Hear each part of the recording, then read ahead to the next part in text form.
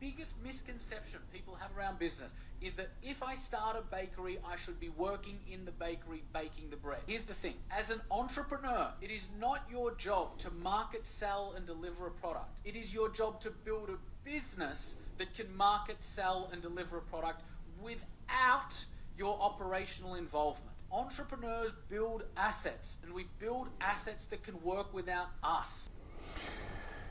Yes, I agree that ultimately that should be your goal.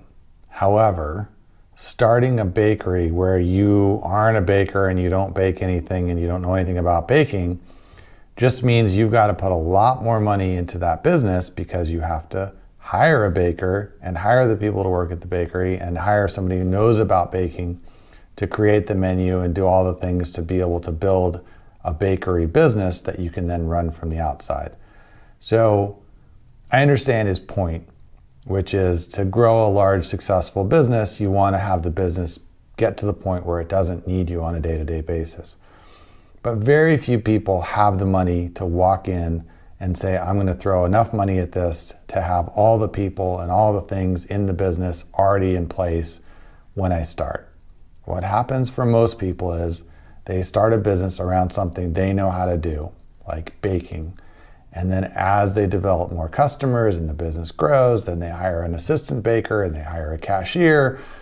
And over time, they grow the business, or they can do, to where they no longer need to do the baking or any part of the business. They can operate it from the outside. First of all, not everybody's goal is to do that. Some people start a bakery because they really like baking, and they'd rather be baking than trying to grow a huge business. But for the other people that do want to grow a large business and not have to bake every day, they're still going to have to start at the ground floor most of the time, because they don't have the money to start from the outside. So while his advice is helpful if you're looking for a long-term business that you don't have to work in, I think it misses the point that 99% of people do start working in their business, because that's the only way they can get it off the ground to begin with. So as long as you recognize that and know that you're growing towards, or can grow towards, getting out of the business, then I agree with this advice.